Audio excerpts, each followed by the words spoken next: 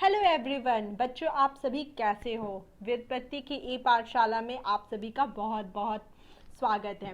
ये class 10th के हम फर्स्ट चैप्टर में हैं, जहां हम पढ़ेंगे रासायनिक अभिक्रिया तथा समीकरण।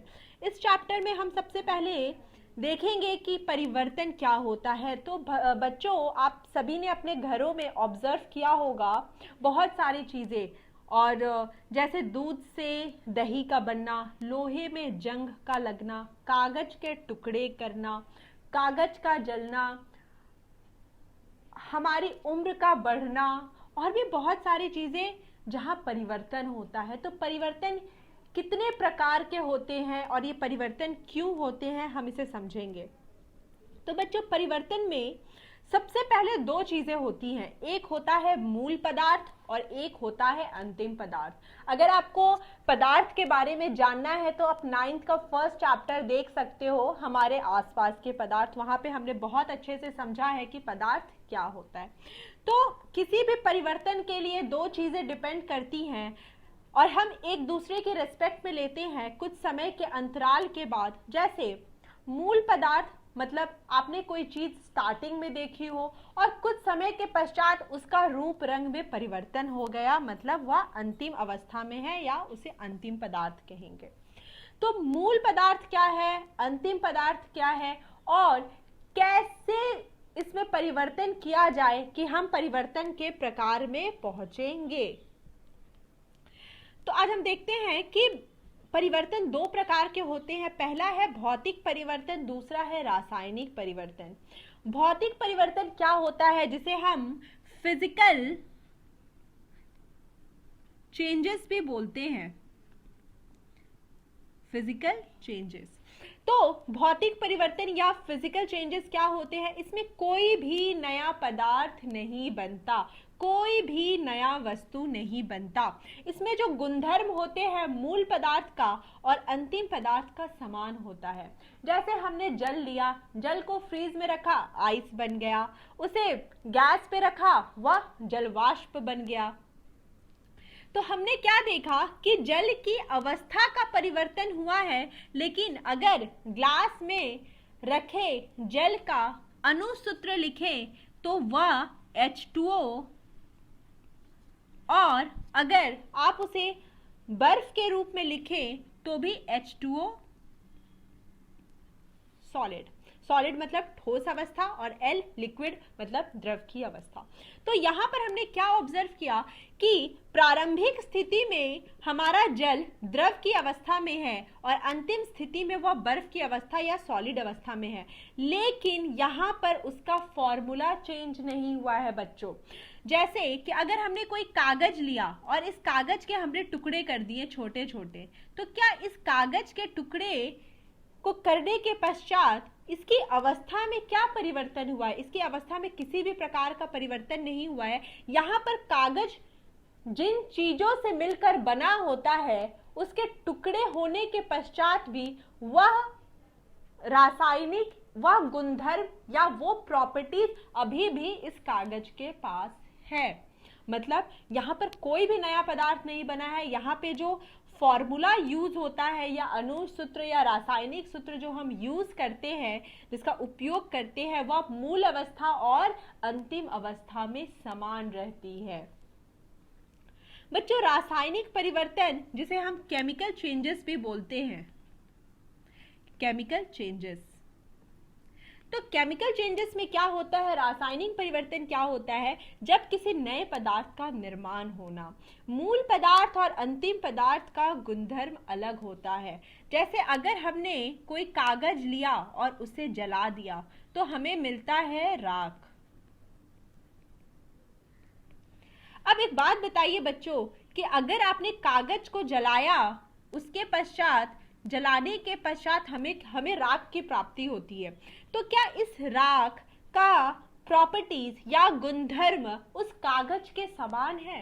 नहीं। कागज का उपयोग और कागज जिन चीजों से मिलकर बना है, उन चीजों से राख मिलकर नहीं बना है। यहाँ पर हमें यह समझ में आया कि हमारा मूल पदार्थ कागज था और हमारा अंतिम पदार्थ या राख है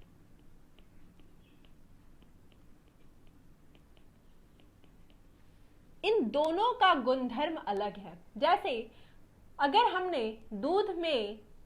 दूध से दही बनाया तो आप कोई भी प्रयत्न कर लीजिए, आप उस दही से फिर से दूध का निर्माण नहीं कर सकते हो।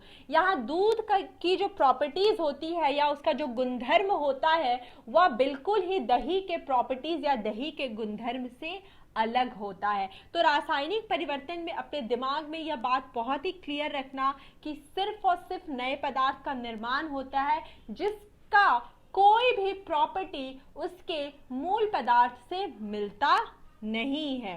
रासायनिक अभिक्रिया किसे कहते हैं? जब कोई पदार्थ अकेले ही या किसी अन्य पदार्थ से क्रिया करके एक या अधिक से भिन्न गुण वाले नए पदार्थ का निर्माण करता है तो रासायनिक अभिक्रिया कहते हैं। या सिंपल वर्ड्स में अगर हम बोले, कोई भी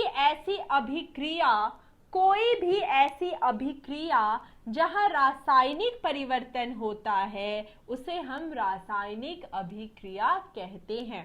कोई भी ऐसी अभिक्रिया जिसमें कोई भी ऐसा रिएक्शन जिसमें रासायनिक परिवर्तन होता है उसे हम रासायनिक अभिक्रिया कहते हैं।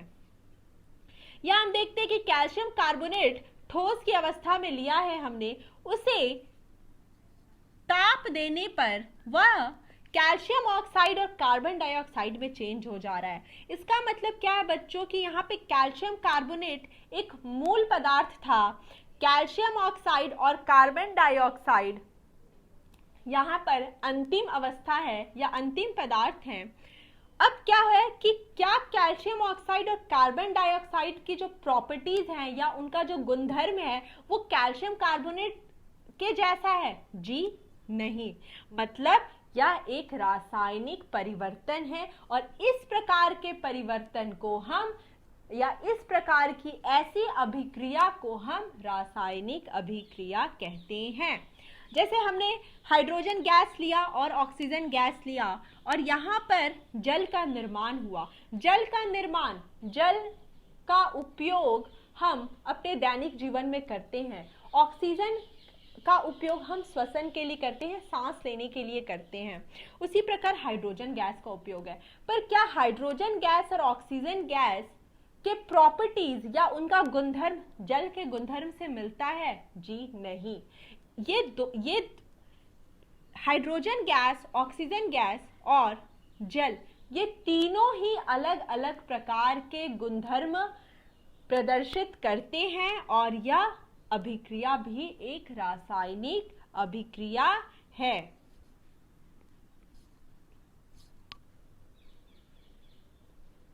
अभिकारक क्या होता है? मूल पदार्थ और अंतिम पदार्थ हमने यहाँ पे समझने के लिए लिया है कि जो पदार्थ रासायनिक अभिक्रिया में भाग लेकर नए पदार्थ का निर्माण करते हैं उन्हें अभिकारक या रिएक्टेंट कहते हैं। रिएक्टेंट मतलब कि यहाँ पे जो भी हमने कोई पदार्थ लिया और हम उसके ऊपर उसे कुछ समय के पश्चात उसकी स्टडी कर रहे हैं या उसका अध्ययन कर रहे हैं, उसमें परिवर्तन को देख रहे हैं, तो स्टार्टिंग में जो हमारा पदार्थ होगा, मूल पदार्थ, वह हमारा अभिकारक कहलाता है। मतलब जो रासायनिक अभिक्रिया में सबसे पहले पार्टिसिपेट करता है और नए पदार्थ का निर्माण करता है। प्रोडक्ट या उत्पाद किसे कहते हैं? रासायनिक अभिक्रिया के फलस्वरूप बने नए पदार्थ को हम क्या कहते हैं? उत्पाद कहते हैं या प्रोडक्ट कहते हैं। तो आइए देखते हैं। H2 plus Cl2 2HCl। अगर मैं यहाँ पर आपसे पूछूं कि अभिकारक क्या है तो आप बोलोगे अभिकारक है H2 और क्लोरीन। और अगर मैं आपसे पूछूं कि यहाँ प्रोडक्ट यानी हमारा उत्पाद क्या है तो आप बोलोगे हाइड्रोजन क्लोराइड। अगर मैं आपसे यहाँ पूछूं कि अभिकारक क्या है तो आपका जवाब होगा कैल्शियम कार्बोनेट CaCO3। और अगर मैं आपसे पूछूं कि आपका उत्पाद क्या है तो आपका जवाब होगा कैल्शियम ऑक्साइड और CO2। अगर हम अपने पहले अभिक्रिया को देखते हैं, रिएक्शन को देखते हैं, तो हमें समझ में आता है कि यहाँ पर अभिकारकों की संख्या 2 है यहाँ पर अभिकारक की संख्या 2 और उत्पाद की संख्या 1 है, जबकि दूसरे रिएक्शन में अभिकारक की संख्या 1 और उत्पाद की संख्या 2 है। तो इस तरह हमने अभिकारक उत्पाद के बारे में समझा और इस पर आधारित प्रश्न किए।